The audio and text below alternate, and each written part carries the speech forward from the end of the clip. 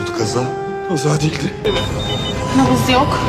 Biri bizi öldürmeye çalıştı. Zeynep hadi geri dön, bırakma beni ne olursun Zeynep. Başardı da. Hadi. Zeynep gitti. Hadi bir şeyler yapın hadi size. حب بلا حدود. الحلقة 48. وداع مرعب.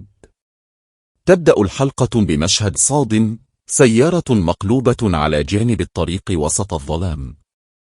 المطر ينهمر بغزارة، وصوت صفارات الإسعاف يقترب. زينب ملقاة بلا حراك، وعلامات الصدمة على وجه خليل إبراهيم الذي يحاول انعاشها بيدين مرتجفتين. يصرخ خليل: لا يوجد نبض. زينب، استيقظي. أحدهم حاول قتلنا. تتصاعد المشاعر حين تصل الإسعاف وتنقل زينب إلى المستشفى، بينما يبقى خليل في حالة من الإنكار والصدمة.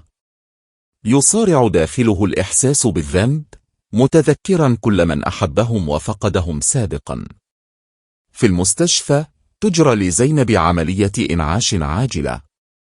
يقف خليل خلف الزجاج يتمتم: تعالي، أرجوك لا تتركيني.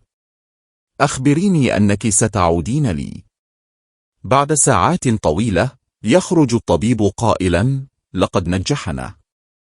قلبها ينبض من جديد، تنهار الدموع من عيني خليل، لكنه لا يشعر بالراحة. في وقت لاحق يجلس خليل بجانب سرير زينب.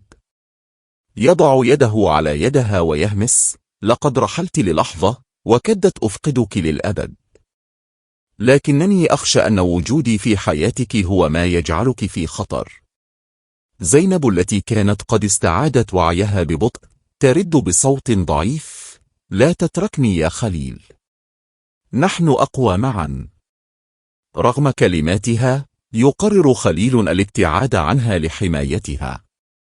يغادر المستشفى وهو يحمل أعباء قلبه المثقل بالخوف والحب. الإعلان الجديد.